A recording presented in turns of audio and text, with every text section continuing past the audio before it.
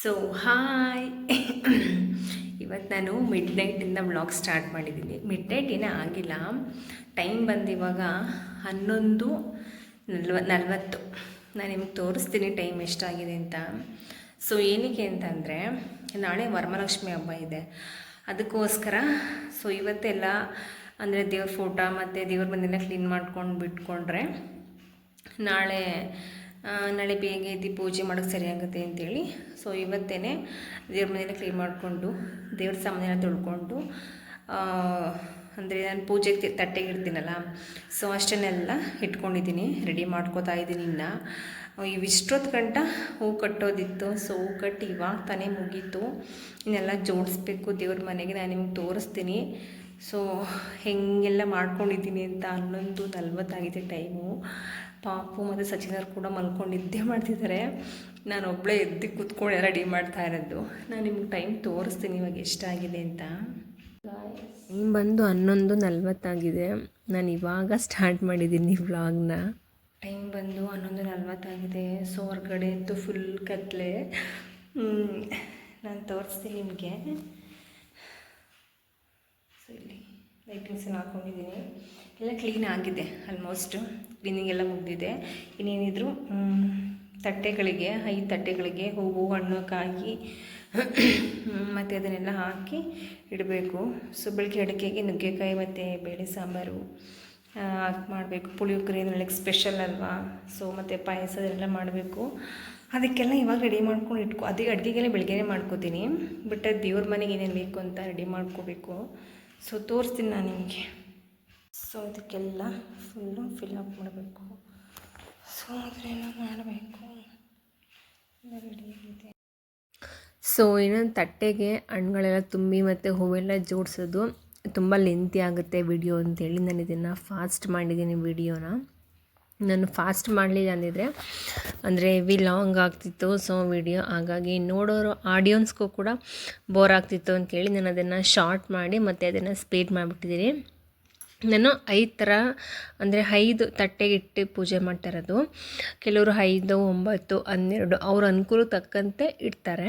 ನಾನು ಬಂದು 5 ತಟ್ಟೆಗೆ ಇಟ್ಟಿದ್ದೀನಿ. ಹೂವು ಹಣ್ಣು ಎಲೆ ಅಡಿಕೆ ಮತ್ತು ಬಳೆ, ಸೊ ಇನ್ನೊಂದು ಸ್ವೀಟ್ ಮನೆಯಲ್ಲೇ ಮಾಡಿರುವಂಥ ತಿಂಡಿ, ಅಷ್ಟು 5 ತಟ್ಟೆನ ಇಟ್ಟು ರೆಡಿ ಮಾಡಿದ್ದೀನಿ. ಸೊ ಅಲ್ಲಿ ನೋಡ್ತಿರ್ಬೋದು ನೀವು. ಇನ್ನೊಂದಂದರೆ ಒಂದು ಕಾಯಿನ್ಸ್ ಮತ್ತು ದುಡ್ಡು ನಮ್ಮ ಹತ್ರ ಎಷ್ಟಿರುತ್ತೋ ಅಷ್ಟನ್ನು ಹಾಕಿ ಅದು ಕೂಡ ಇಡಬೇಕು. ಇಷ್ಟು ರೆಡಿಯಾಗಿದೆ. ಸೊ ಹೇಗೆ ಕಾಣಿಸ್ತಿದೆ ಅಂತ ಎಲ್ಲ ಮುಗೀತು, ರೆಡಿ ಮಾಡ್ಕೊಂಡು ಇಟ್ಕೊಂಡಿದ್ದಾಯಿತು. ಇವಾಗ ಟೈಮ್ ಬಂದು 1 ಗಂಟೆ. ಸೊ 1 ಗಂಟೆ ಆಗಿದೆ. ಈಗ ಹೋಗಿ ಮಲ್ಕೋಬೇಕು, ಬೆಳಗ್ಗೆ ಬೇಗ ಎದ್ದೇಳಬೇಕಲ್ಲ. ಸೊ ರೆಡಿ ಆಗಿದೆ ಆಲ್ಮೋಸ್ಟು. ಬೆಳಗ್ಗೆ ಎದ್ದು ಸ್ನಾನ ಮಾಡಿ ದೀಪ ಹಚ್ಚಿ ನೈವೇದ್ಯಕ್ಕೆ ಇಡಬೇಕು. ಸೊ ತೋರಿಸ್ತೀನಿ ನಾನು ಹೇಗೆ ರೆಡಿ ಮಾಡಿದ್ದೀನಿ ದೇವ್ರಿಗೆ ಅಂತ. 1 ಗಂಟೆಗೆ ಮಲ್ಕೊಂಡೆ, ಸೊ 4 ಗಂಟೆಗೆ ಎದ್ಬಿಟ್ಟೆ. ಮತ್ತೆ ಬೆಳಗ್ಗೆ ಆಗಿರಲಿಲ್ಲ. ನಾನು ಎದ್ದಾಗ ನೋಡ್ತಾ ಇರ್ಬೋದು ನೀವು, ಕಣ್ಣೇ ಬಿಡೋಕ್ಕಾಗ್ತಿರ್ಲಿಲ್ಲ ಗಾಯ್ಸ್. ಏನು 3 ಅವರ್ ನಿದ್ದೆ ಮಾಡಿದ್ದೀನಿ ಅಷ್ಟೇ. ಸೊ ನಿದ್ದೆ ಅಂತ ನಂಗೆ ಕಂಪ್ಲೀಟಾಗಿ ಆಗಿಲ್ಲ. 4 ಗಂಟೆ. ಸೊ ಇದ್ದು ರೆಡಿಯಾಗಿ ಆಗಿದ್ದೆ, ಏನು ಸ್ನಾನ ಎಲ್ಲ ಆಗಿದೆ. ಸೊ ದೇವ್ರ ಮನೆಗೆ ರೆಡಿ ಮಾಡಿಟ್ಕೊಂಡಿದ್ದೀನಿ. ನೀನು ಪೂಜೆ ಮಾಡಿ ಸೊ ಅಡುಗೆ ಕಲಿಸ್ಕೊಡ್ಬೇಕು.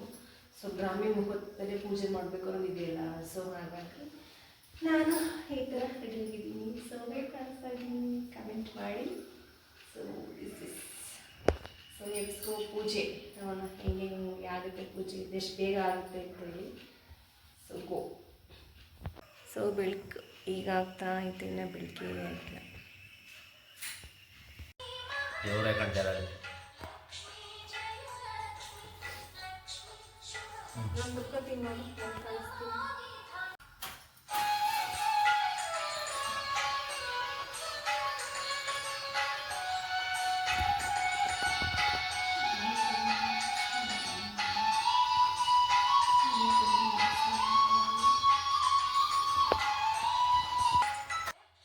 ಸೊ ಪೂಜೆ ಎಲ್ಲ ಬ್ರಾಹ್ಮಿ ಮುಹೂರ್ತ ಅಂದರೆ 6 ಗಂಟೆ ಒಳಗಡೆ ಮಾಡಬೇಕಿತ್ತು. ಸೊ ಅಷ್ಟು ಟೈಮಿಂಗ್ಸ್ ಒಳಗಡೆ ಪೂಜೆ ಎಲ್ಲ ಮುಗೀತು.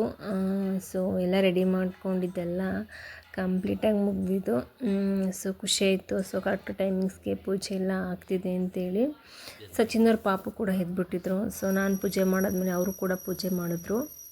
ಅಲ್ಲಿ ನೋಡ್ತಿರ್ಬೋದು. ಸೊ ಈ ಥರ ಪೂಜೆ ನಡೀತಿದೆ ಅಂತ ಹೇಳಿ.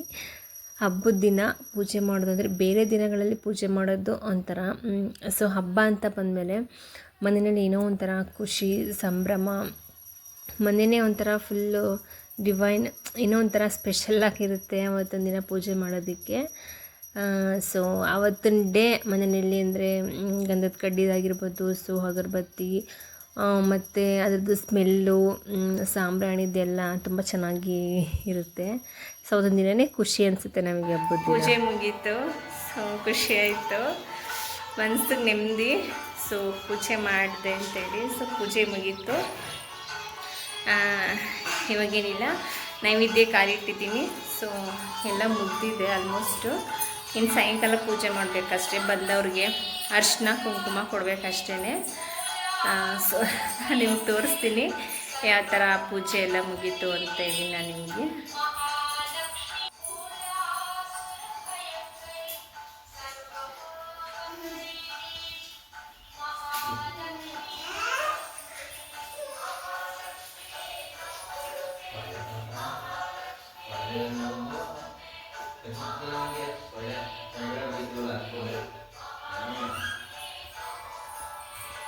ಸೊ ಇವಾಗ ಮನೆಯಲ್ಲಿ ಗಿಣ್ಣಿದೆ. ಸೊ ಗಿಣ್ಣು ಮಾಡಬೇಕು, ಮತ್ತು ಪಾಯಸ, ಪುಳಿಯೋಗರೆ, ಮತ್ತು ಅನ್ನ ಸಾಂಬಾರು ಎಲ್ಲ ಮಾಡಬೇಕು. ಸೊ ಇವಾಗ ಸ್ಟಾರ್ಟ್ ಮಾಡಿದ್ರೆ ಒಂದು 2 hour ಬೇಕು ನಾನೆಲ್ಲ ಮಾಡಿ ಮುಗಿಸೋಷ್ಟರೊಳಗಡೆ. ಸೊ ಸಚಿನ್ ಅವರು ಸ್ನಾನ ಮಾಡ್ಕೊಂಡು ಬರೋಷ್ಟರೊಳಗಡೆ, ಪಾಪ ಸಚಿವ್ರಿಗೆ ಸ್ನಾನ ಮಾಡ್ಕೊಂಡು ಬರೋಷ್ಟರೊಳಗಡೆ ನಾನೆಲ್ಲ ಕೆಲಸ ಮಾಡಿ ಅಡುಗೆ ಎಲ್ಲ ಮಾಡಿ ಮುಗಿಸ್ಬೇಕು. ಸೊ ಹೀಗಿದೆ ನನ್ನ ಔಟ್ಲುಕ್.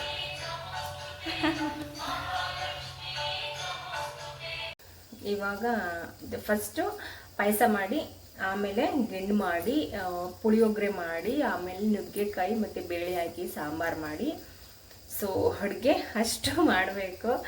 ಸೊ ಮಾಡ್ತಾಯಿದ್ದೀನಿ ಇವಾಗ. ಒಂದು ಕಡೆ ರೈಸ್ಗೆ ಇಟ್ಟಿದ್ದೀನಿ, ಒಂದು ಕಡೆ ಪಾಯಸಕ್ಕೆ ಇಟ್ಟಿದ್ದೀನಿ. ಸೊ ಎಲ್ಲ ಪ್ರಿಪೇರ್ ಆಗ್ತಾ ಇದೆ. ಸೊ ಏನಂತಂದರೆ ನಾನು ಈ ವರ್ಷವೇ ನಾನು ಈ ಥರ ಮನೆಯಲ್ಲಿ ಒಂದು ಪೂಜೆ ಮಾಡೋದು ಅಂದರೆ ಲಕ್ಷ್ಮಿಗೆ ಪೂಜೆ ಮಾಡಿ, ಸೊ ಈ ಥರ ಒಂದು 5 ತಟ್ಟೆ ಎಲ್ಲ ತುಂಬಿ ಪೂಜೆ ಮಾಡಿರೋದು ನಾನು ಈ ವರ್ಷವೇ. ಸೊ ನಾನು ಯಾವ ವರ್ಷವೂ ಮಾಡ್ತಿರ್ಲಿಲ್ಲ. ಸೊ ಈ ವರ್ಷವೇ ನಾನು 5 ತಟ್ಟೆ ತುಂಬಿ, ಸೊ ಲಕ್ಷ್ಮಿಗೆಲ್ಲ ಈ ಥರ ಕೂರಿಸಿ ನಾನು ಪೂಜೆ ಮಾಡಿದ್ದು ಈ ವರ್ಷವೇ. ಸೊ ಖುಷಿ ಆಯಿತು, ಏನೋ ಒಂಥರ ಡಿಫ್ರೆಂಟ್ ಫೀಲಿಂಗು. ಸೊ ನಾರ್ಮಲಾಗಿ ಪೂಜೆ ಮಾಡೋದಕ್ಕೂ ಹಬ್ಬದ ದಿನ ಬೆಳಿಗ್ಗೆ ಎದ್ದು ಬೇಗ ಪೂಜೆ ಮಾಡೋದಕ್ಕೂ ತುಂಬಾ ವ್ಯತ್ಯಾಸ ಇರುತ್ತೆ. ನಾನು ನೈಟು ಹೇಗೆ ಅಂತಂದರೆ ಮಲ್ಕೊಂಡಿದ್ದು 2 ಗಂಟೆ, ಸೊ ಎದ್ದಿದ್ದು 4 ಗಂಟೆ. ನಾನು ಮಾಡಿದೆ 2 hour ನೈಟ್ ನಿದ್ದೆನ. ಸೊ ಬೇಗನೆ ಎದ್ಬಿಟ್ಟೆ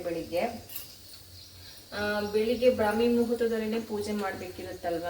ಸೊ ಹಾಗಾಗಿ ನಾನು ಅಷ್ಟು ಬೇಗನೆ ಎದ್ದು ಪೂಜೆ ಮುಗಿಸೋಣ ಅಂತೇಳಿ ಸೊ ಎದ್ದಿದ್ದು. ಫೈನಲಿ ಪೂಜೆ ಎಲ್ಲ ಕರೆಕ್ಟ್ ಟೈಮಿಂಗ್ಸ್ಗೆ ಮುಗಿದಿದೆ. ಇನ್ನೇನಿಲ್ಲ, ಇನ್ನೇನಿದ್ರು ಬ್ಯಾಟಿಂಗ್. ಸೊ ಬ್ಯಾಟಿಂಗ್ ಮಾಡೋದಷ್ಟೇ ಬಾಕಿ. ಸೊ ಏನಂದರೆ ದೇವ್ರ ಹೆಸರು ಹೇಳ್ಕೊಂಡು ಸೊ ನಾವು ಇವಾಗ ಚೆನ್ನಾಗಿ ಊಟ ಮಾಡ್ಬೋದು. ಅಂದರೆ ಮನೆಯಲ್ಲಿ ವೆರೈಟಿ ಆಫ್ ಫುಡ್ ಎಲ್ಲ ಮಾಡಿಕೊಂಡು ಚೆನ್ನಾಗಿ ಊಟ ಮಾಡ್ಬೋದು. ಡ್ರೈ ಫ್ರೂಟ್ಸನ್ನು ತುಪ್ಪದಲ್ಲಿ ಕರೆದಿಟ್ಕೊಂಡಿದ್ದೆ. ಸೊ ಇದನ್ನು ಕೂಡ ಇಲ್ಲೇ ಹಾಕ್ಬಿಡ್ತೀನಿ ಪಾಯಸಕ್ಕೆ.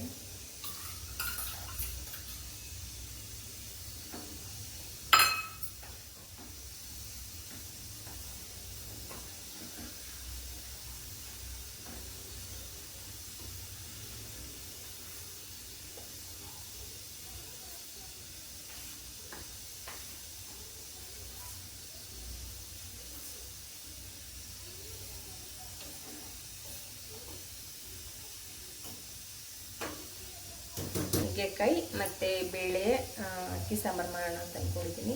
ಸೊ ತಿಂಡಿಗೆ ಏನು ಮಾಡಿಬಿಡ್ತೀನಿ ಪುಳಿಯೋಗರೆ. ಸೊ ಮಧ್ಯಾಹ್ನ ಊಟಕ್ಕೆ ಬೇಕಲ್ಲ, ಸೊ ಹಾಗಾಗಿ ನುಗ್ಗೆಕಾಯಿ.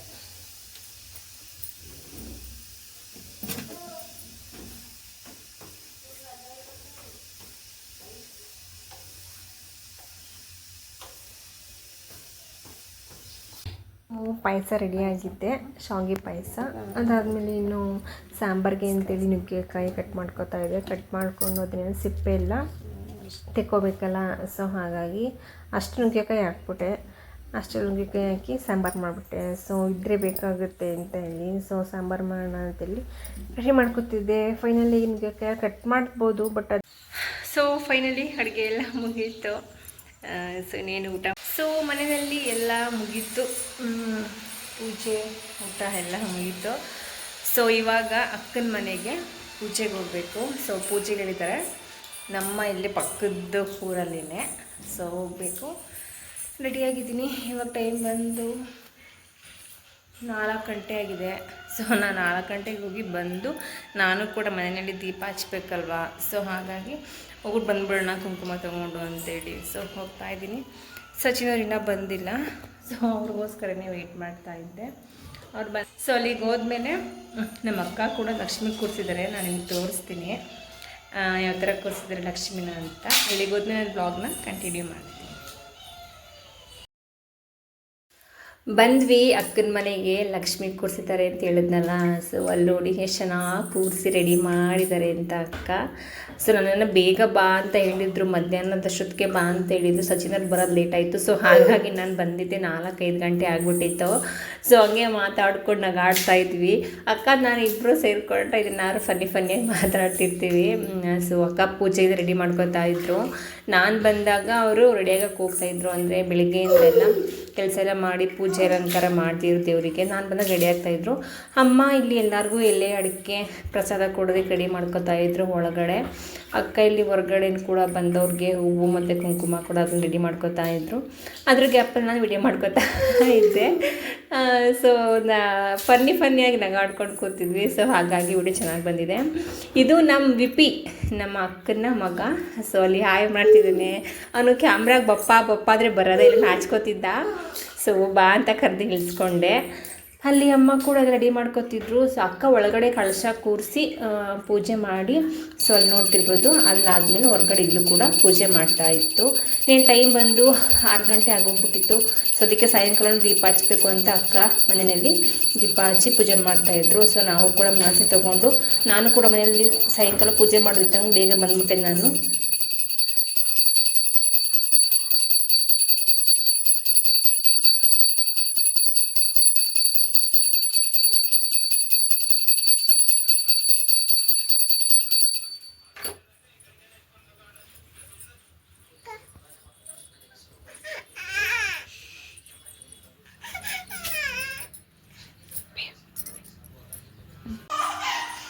ಹಬ್ಬದ ಬ್ಲಾಗ್. ಸೊ ಪ್ಲೀಸ್ ನನ್ನ ಚಾನಲ್ ಸಬ್ಸ್ಕ್ರೈಬ್ ಮಾಡ್ಕೊಳ್ಳಿ, ಅಂದರೆ ಸಬ್ಸ್ಕ್ರೈಬ್ ಮಾಡ್ಕೊಳ್ಳಿ.